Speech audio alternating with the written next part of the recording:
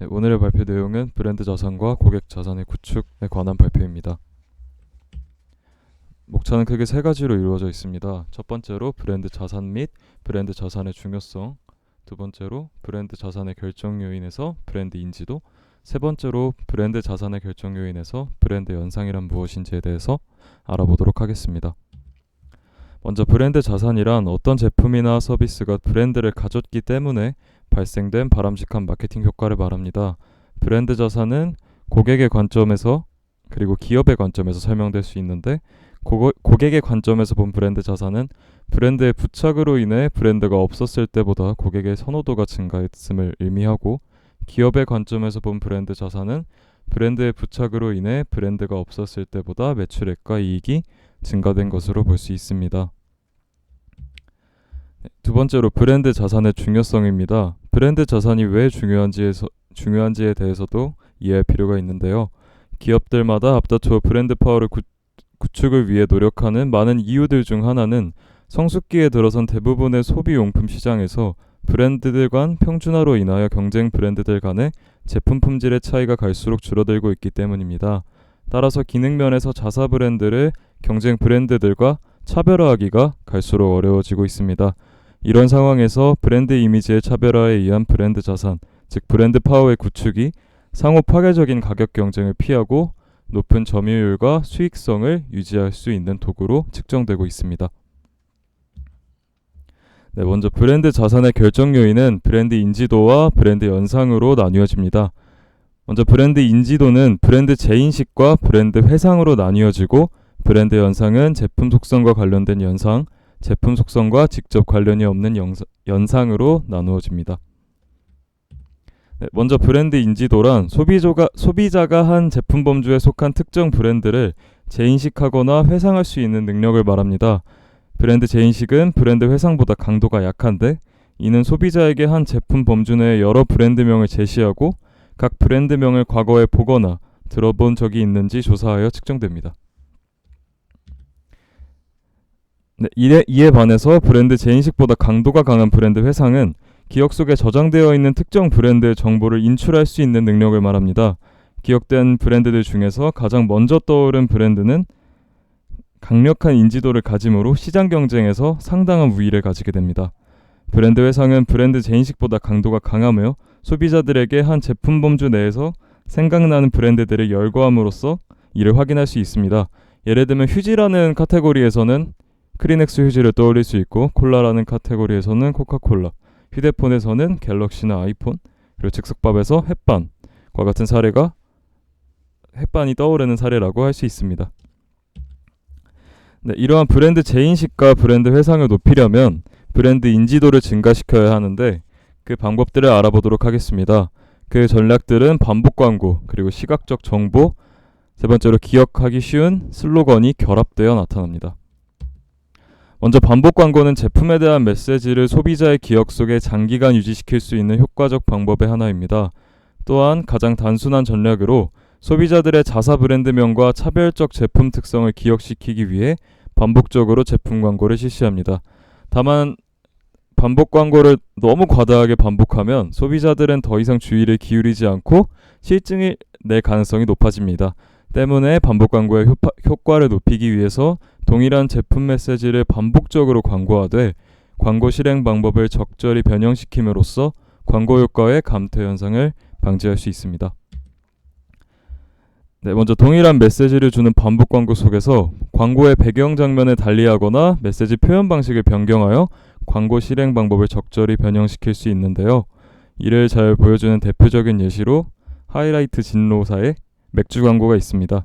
이렇게 두 광고 모두 신선함을 강조하는 광고이지만, 하나의 광고는 신선을 고집한다, 또 하나의 광고는 눈물나게 신선하다라는 메시지를 사용해서 반복 광고에서 소비자들이 실증을 내지 않을 수 있도록 차별화하는 모습을 보여주고, 그리고 광고 배경 또한 변경시켜서 광고 실행 방법을 적절하게 변형한 사례라고 볼 수 있습니다.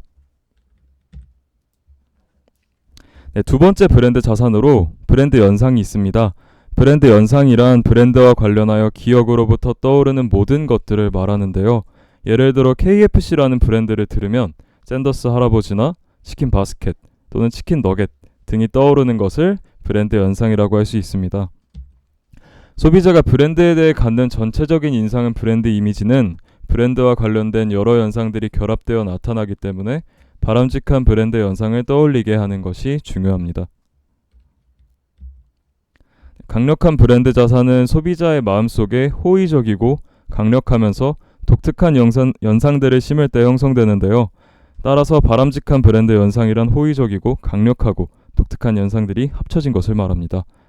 이러한 브랜드 연상의 종류들은 여러 가지가 있지만 크게 제품 속성과 관련된 브랜드 연상과 제품 속성과 직접 관련이 없는 브랜드 연상으로 구분됩니다.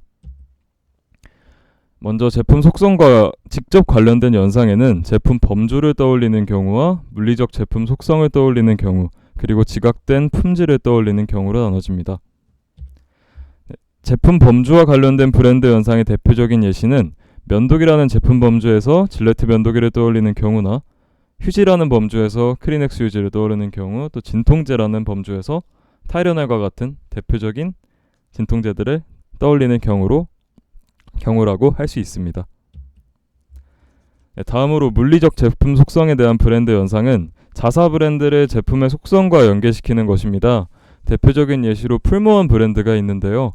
풀무원은 소비자들에게 자연주의 이미지를 강하게 부각시키는데, 이는 풀무원에서 생산하는 모든 식품들은 인공화학 성분이 첨가되지 않은 천연 자원이 제품인 것으로 연상되도록 하는 전략입니다.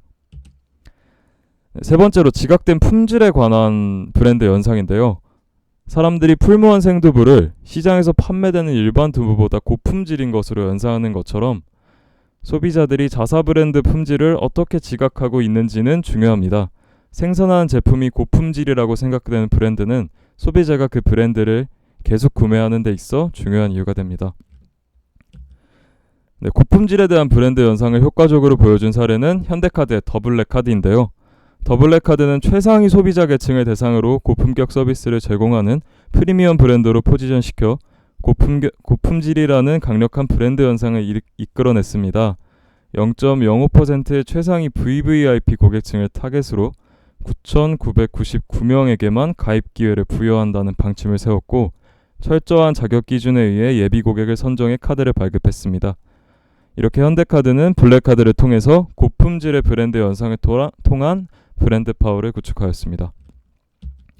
다음으로 제품 속성과 직접 관련이 없는 브랜드 연상입니다. 제품 속성과 직접 관련이 없는 브랜드 연상으로는 사용자에 대한 연상, 제품 용도와 관련된 연상, 그리고 원산지와 관련된 연상으로 구분됩니다. 먼저 첫 번째로 제품 속성과 직접 관련이 없는 브랜드 연상입니다. 제품의 사용자와 연계하는 경우를 떠올릴 수 있는데요. 소비자들이 호감을 가지고 있거나 친숙한 모델을 통해서 제품 사용자인 모델을 통해 브랜드 연상을 시키는 것입니다. 가장 대표적인 사례가 CF 모델을 통해서 제품을 광고하는 경우인데요. 화장품이나 음식, 주류 등 거의 대부분의 광고에서 많이 사용됩니다. 앞에 보이시는 헤라 광고도 있고 이니스프리 광고도 있는데요. 이렇게 소비자들이 호감을 가지고 있거나 친숙한 모델을 통해서 제품 사용자인 모델을 통해 브랜드 연상을 시키는 것입니다. 다음으로 제품 용도와 관련된 브랜드 연상입니다. 브랜드 연상 전략의 하나로 브랜드를 제품의 용도와 강하게 연관시킴으로써 강력한 브랜드 자산을 구축할 수 있습니다. 예를 들어 게토레이나 파워에이드, 포카리 스웨트 하면 운동 후 갈증 해소를 위해 마시는 음료로 연상되며, 컨디션 같은 음료수 같은 경우 음주 전에 마시는 음료로 자연스럽게 연상되는 경우입니다. 마지막으로 원산지와 관련된 브랜드 연상인데요. 제품의 종류에 따라 브랜드가 생산된 지역이나 국가를 연상시키는 것이 브랜드 자산의 구축에 큰 도움을 줄 수 있습니다. 가령 독일하면 맥주나 고급 자동차가 떠오르는 경우, 이탈리아의 패션 이류, 프랑스의 향수나 와인, 그리고 러시아의 보드카 같은 경우가 등이 떠오르는 것과 같습니다. 이상으로 브랜드 자산과 고객 자산의 구축에 대한 발표를 마치겠습니다. 감사합니다.